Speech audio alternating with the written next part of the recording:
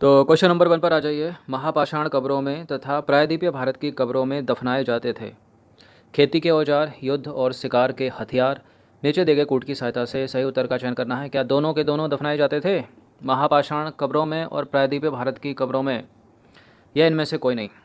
देखिए, खेती के औजार तो थे लेकिन कम मात्रा में थे, अधिक थे युद्ध और शिकार के हथियार। तो दोनों के दोनों थे, तो इसका आंसर क्या हो जाएगा? ऑप्शन नंबर बी, 1 और 2। तो देखिए, महापाषाण कब्रों में तथा प्रायद्वीपीय भारत की कब्रों में खेती के औजार कम मात्रा में दफनाए जाते थे। इसमें युद्ध और शिकार के हथियार अधिक होते थे। इससे संकेत मिलता है कि महापाषाण कालिक लोग उन्नत खेती नहीं करते थे। चूंकि दोनों मिले हैं तो करेक्ट है, दोनों के दोनों। अशोक के अभिलेखों में निम्नलिखित शासकों में से किसका उल्लेख मिलता है? बताइए। अशोक के अभिलेखों में निम्नलिखित शासकों में से किसका उल्लेख मिलता है? पांडे का तो मिलता है, चेल का भी मिलता है, चोल का भी मिलता है और चेर शासकों का भी मिलता है। तो इन सभी का मिलता है। उपरोक्त डी है इसका आंसर, याद रखिएगा। पांडे राज्य के संदर्भ में निम्नलिखित कथनों पर विचार करना है। कुछ स्टेटमेंट है यहाँ पर, बताने के इनमें से कौन सा करेक्ट है। पहला स्टेटमेंट है, यह सुदूर दक्षिण और दक्षिण पूर्वी भाग में अवस्थित था पांडे राज्य। इसकी राजधानी मदुरै थी और इसे मोतियों का देश कहा जाता था। यहाँ समाज मात्र सत्तात्मक था। अब बताइए, स्टेटमेंट कोई से भी इसमें इनकरेक्ट करेक्ट हो सकते हैं। मान लीजिए मोतियों का देश, क्या पता पांडे राज्य नहीं हो, सातवाहन हो, या पितृसत्तात्मक हो पांडे राज्य, मात्र सत्तात्मक क्यों होगा? देखिए, पहला स्टेटमेंट है पांडे राज्य सुदूर दक्षिण और दक्षिण पूर्वी भाग में अवस्थित था। करेक्ट है पहला स्टेटमेंट, बिल्कुल इसकी राजधानी मदुरै थी। और करेक्ट है तीसरा भी, क्योंकि मोतियों का देश कहा जाता है इसको। और करेक्ट है चौथा भी, इसका समाज जो है वो मात्र सत्तात्मक था, पितृसत्तात्मक नहीं था। तो 1 2 3 4 सारे के सारे करेक्ट हो गए। डी है इसका आंसर है। तो पांडे राज्य भारतीय प्रायद्वीप के सुदूर दक्षिण और दक्षिण पूर्वी भाग में अवस्थित था। इसमें तमिलनाडु के आधुनिक त्रिवेणवेली, रामनद और मदुरा जिले शामिल हैं। उसकी राजधानी मदुरै थी। पांडवों का उल्लेख सबसे पहले मेगास्थनीज ने किया है और उसने इसे मोतियों का देश कहा है, पांडे राज्य को।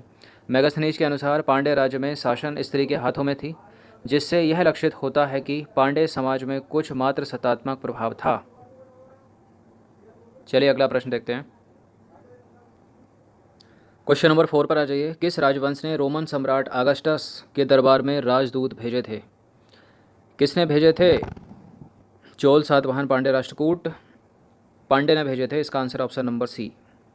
तो देखिए, पांडे राजाओं ने रोमन सम्राट अगस्टस के दरबार में राजदूत भेजे। उल्लेखनीय है कि यह राज्य रोमन साम्राज्य के साथ व्यापार में लाभ की स्थिति में था, जिससे यह धनवान और समृद्ध था। क्वेश्चन नंबर 5 है, चोल साम्राज्य के संदर्भ में निम्नलिखित कथनों में से कौन सा सही है? पहला स्टेटमेंट है, चोल राज्य पेन्नार और वेलार नदियों के बीच स्थित था। उनकी राजधानी पुहार थी। नीचे दिए गए कूट की सहायता से सही उत्तर का चयन करना है। बिल्कुल, चोलों की राजधानी जो थी वो पुहार थी। करेक्ट है दूसरा स्टेटमेंट, चोल राज्य पेन्नार और वेलार नदियों के बीच स्थित था, ये भी सही है। तो 1 और 2 दोनों सही हो गए, तो ए हो जाएगा इसका आंसर। तो देखिए, चोल राज्य पेन्नार और वेलार नदियों के बीच पांडे राज्य क्षेत्र के पूर्वोत्तर में स्थित था। यह मध्यकाल के आरंभ में चोल मंडलम यानी वर्तमान का कोरोमंडल कहलाता था। उसकी राजधानी पुहार थी, जिसकी पहचान कावेरी पट्टनम से की गई है। पुहार की स्थापना 2री सदी के प्रख्यात चोल राजा कार्यकाल ने की थी। निम्नलिखित में से कौन सा कथन सही है? छठा प्रश्न है। पहला स्टेटमेंट है, किसी एक देश से दूसरे देश में रहने, बसने अथवा जीवन व्यतीत करने के उद्देश्य से स्थानांतरण आप्रवास कहलाता है, मतलब इमिग्रेशन कहलाता है। दूसरा स्टेटमेंट है, स्थायी निवास के उद्देश्य से किसी देश में आकर बसना, ध्यान दीजिएगा, किसी देश में आकर बसना, कौमा जिसका वह मूल निवासी नहीं है, उस देश में आकर बसना जिसका वह मूल निवासी नहीं है, इस चीज़ को उत्प्रवासन मतलब इमिग्रेशन कहलाता है वो। देखिए, 1 वर्ड है इंग्लिश का, इसको पूछ लेते हैं, इमिग्रेशन और एमिग्रेशन। तो फिलहाल ये दोनों के दोनों करेक्ट हैं, दोनों के दोनों इनकरेक्ट हैं, सॉरी। ऊपर नीचे करोगे तो करेक्ट हो जाएगा। इसका आंसर क्या हो जाएगा? ऑप्शन नंबर डी, इनमें से कोई नहीं। क्योंकि किसी एक देश से दूसरे देश में रहने, बसने अथवा जीवन व्यतीत करने के उद्देश्य से स्थानांतरण, एक स्थान से दूसरे स्थान पर होता है ना, उसको बोलते हैं उत्प्रवासन, एमिग्रेशन। और आने को किसी देश के भीतर बोलते हैं आप्रवास, इमिग्रेशन। ठीक है, और जिस देश में आते हैं उसका मूल निवासी नहीं होता। तो गलत है दोनों के दोनों स्टेटमेंट, डी है इसका आंसर। तो ना तो एक ना ही दो, किसी एक देश से दूसरे देश में रहने, बसने अथवा जीवन व्यतीत करने के उद्देश्य से स्थानांतरण उत्प्रवासन, एमिग्रेशन कहलाता है। और स्थायी निवास के उद्देश्य से किसी ऐसे देश में आकर बसना जिसका वह मूल निवासी नहीं है, इसको बोलते हैं आप्रवास, अप्रवास, उत्प्रवास, डिफरेंस याद रखिएगा इसमें। Immigration, emigration. क्वेश्चन नंबर 7 है, निम्नलिखित कथनों पर विचार करना। पहला स्टेटमेंट है, ग्रामीण क्षेत्रों में होने वाले कुशल एवं दक्ष लोगों का बाह्य प्रवास ग्रामीण जनसांख्यिकीय संगठन पर प्रतिकूल प्रभाव डालता है। दूसरा स्टेटमेंट है, प्रवासी सामाजिक परिवर्तन के अभिकर्ताओं के रूप में कार्य करते हैं। जो प्रवासी हैं, प्रवासी, वो सामाजिक परिवर्तन के अभिकर्ताओं के रूप में कार्य करते हैं। बिल्कुल करते हैं, करेक्ट है दूसरा पहला, दोनों के दोनों स्टेटमेंट 1, ऑप्शन नंबर ए। तो देखिए, ग्रामीण नगरीय प्रवास नगरों में जनसंख्या की वृद्धि में योगदान देने वाले महत्वपूर्ण कारणों में से एक है। ग्रामीण क्षेत्रों में होने वाले युवा, कुशल एवं दक्ष लोगों का बाह्य प्रवास ग्रामीण जनसांख्यिकीय संगठन पर प्रतिकूल प्रभाव जो है वो डालता है। चूँकि नवीन प्रौद्योगिकी, परिवार नियोजन, बालिका शिक्षा इत्यादि से संबंधित नए विचारों का नगरीय क्षेत्रों से ग्रामीण क्षेत्रों की ओर विचरण प्रवासियों के माध्यम से ही होता है, अतः प्रवासी सामाजिक परिवर्तन के अभिकर्ता के रूप में कार्य करते हैं। क्वेश्चन नंबर 8 है, निम्नलिखित में से कौन सा अंतर राज्य प्रवास के अंतर्गत ग्रामीण से ग्रामीण धारा में स्त्रियों के अधिक प्रवास का कारण है? बताइए। गांव से गांव में स्त्रियां जो हैं स्थानांतरित करती हैं, क्यों करती हैं? क्या है इनमें सबसे बड़ा कारण? रोजगार, विवाह। ग्रामीण से ग्रामीण हो रहा है तो शिक्षा के लिए तो जाएंगे नहीं ना, वो ग्रामीण से शहरों की तरफ जाएंगे शिक्षा में, तो विवाह सबसे अच्छा ऑप्शन है इसमें, बी है इसका उत्तर। क्वेश्चन नंबर 9 पर आ जाइए। निम्नलिखित में से कौन सा विकल्प सही है? पहला है, अंतर्राज्यीय प्रवास ग्राम से नगर धारा में पुरुषों द्वारा सर्वाधिक प्रवास का कारण विपरीत आर्थिक परिस्थितियां रही हैं। 2001 से 2011 के दशक के दौरान काम और रोजगार की तलाश में बड़ी संख्या में लोगों ने गांव से शहरों की ओर प्रवास किया है। उत्तर प्रदेश और बिहार के किसानों ने दिल्ली तथा मुंबई जैसे महानगरों में अधिक प्रवास किया है। बिल्कुल, यूपी बिहार से बहुत सारा तबका जाता है अपनी आजीविका खोजने के लिए दिल्ली और मुंबई जैसे शहरों में, करेक्ट है सी स्टेटमेंट, यहाँ पर विकल्प सी सही है। 2001 से 11 के दशक के दौरान काम और रोजगार की तलाश में बड़ी संख्या में लोगों ने गांव से शहरों की ओर प्रवास किया है, ये भी सही है। अंतर्राज्यीय प्रवास जो है वो गांव से नगर धारा में पुरुषों द्वारा सर्वाधिक प्रवास का कारण क्या है? विपरीत आर्थिक परिस्थितियाँ। तो सारे के सारे तो करेक्ट हो गए, डी है इसका आंसर, सारे के सारे पॉजिटिव। क्वेश्चन नंबर 10 पर आ जाइए। जनगणना 2001 के अनुसार भारत में किस पड़ोसी देश से सर्वाधिक प्रवास हुआ? तो अधिकतर देखिए यूपीपीसीएस में से संबंधित, यूपीपीसीएस मतलब यूपीपीएससी के थ्रू जितने भी एग्ज़ाम होते हैं उनमें जनगणना के जो प्रश्न हैं वो फेवरेट हैं, बहुत रखते हैं वो, उनको 4 से 5 रख ही देते हैं, 6 तक 10 तक। तो इसमें भी जनगणना, यूपीपीसीएस में भी जनगणना से सवाल पूछे जाते हैं, समीक्षा अधिकारी में भी जनगणना से संबंधित प्रश्न पूछे जाते हैं, तैयारी कर लीजिएगा उनको। तो अधिकतर प्रश्न 2011 की जनगणना से ही आएंगे, लेकिन कुछ प्रश्न ऐसे होंगे जो 2001 से भी पूछे जा सकते हैं। तो जनगणना 2001 के अनुसार भारत के किस पड़ोसी देश से सर्वाधिक प्रवास हुआ? बांग्लादेश से सबसे ज़्यादा प्रवासी आए थे भारत में, सी। तो भारत में 2001 की जनगणना के अनुसार अन्य देशों से 50 लाख व्यक्तियों का प्रवास हुआ। इनमें 96% पड़ोसी देशों से आए, जिनमें बांग्लादेश से सर्वाधिक 30 लाख प्रवासी आए, पाकिस्तान से 9 लाख आए, नेपाल से 5 लाख और श्रीलंका से 1.493 लाख आए। भारत के किस राज्य में सबसे अधिक प्रवास हुआ है? भारत के किस राज्य में सबसे अधिक प्रवास हुआ, यानी प्रवासी आए हैं इनमें सबसे ज़्यादा आए? इनमें देखा जाए तो महाराष्ट्र में सबसे ज़्यादा हैं, डी। तो देखिए, भारत में सबसे अधिक संख्या की दृष्टि से देखा जाए तो अप्रवासी जो है महाराष्ट्र में 23 लाख आए। उसके बाद दिल्ली का स्थान आता है, फिर तीसरे पे गुजरात है, चौथे पे हरियाणा का स्थान है। सबसे अधिक उत्प्रवास जो है उत्तर प्रदेश और बिहार से होता है। उत्प्रवास मतलब अपनी जगह को छोड़कर आजीविका की तलाश में किसी दूसरे शहर, नगर या देश में चले जाना, और अप्रवास उधर से अपनी तरफ आना। क्वेश्चन नंबर 12 पर आ जाइए। भारत में लोगों के द्वारा प्रवास किए जाने के कौन से कारक जिम्मेदार हैं? मान लीजिए मैं एक व्यक्ति हूँ, क्यों प्रवास करूँगा मैं किसी दूसरी जगह अपनी जगह को छोड़कर? गरीबी है, यहाँ गरीबी है। कृषि पर जनसंख्या का अधिक दबाव हो गया है। स्वास्थ्य सेवाओं का अभाव है। शिक्षा जैसी आधारभूत अवसंरचनात्मक सुविधाओं का अभाव है। बाढ़ आती है मेरे क्षेत्र में, सुनामी आती है, चक्रवाती तूफानों से परेशान हूँ, सूखा पड़ता है, भूकंप आता है। ये सारे के सारे कारक जो हैं किसी भी व्यक्ति के लिए या भारत में लोगों द्वारा प्रवास किए जाने के प्रमुख कारक हैं। इसमें कुछ प्राकृतिक कारक हैं, वो दिख रहे होंगे आपको कौन से हैं। तो 1 2 3 4 5 6 सारे के सारे कारक हैं। तो देखिए, भारत में लोग ग्रामीण से नगरीय क्षेत्रों में मुख्यतः गरीबी, कृषि पर जनसंख्या के अधिक दबाव, स्वास्थ्य सेवाओं का अभाव, शिक्षा जैसी अवसंरचनात्मक जो आधारभूत सुविधाएं हैं उनके अभाव इत्यादि के कारण प्रवास करते हैं। सूखा, बाढ़, चक्रवातीय तूफान, भूकंप, सुनामी जैसी प्राकृतिक आपदाएं प्रवास के प्राकृतिक कारकों में शामिल हैं। प्रवास है ये, प्रवास प्रवास प्रवास। युद्ध हो गया, स्थानीय संघर्ष भी प्रवास के लिए अतिरिक्त प्रतिकर्ष पैदा करते हैं। क्वेश्चन नंबर 13 पर आ जाइए। भारत में प्रवास की निम्नलिखित धाराओं में से कौन सी एक धारा स्त्री प्रधान धारा है?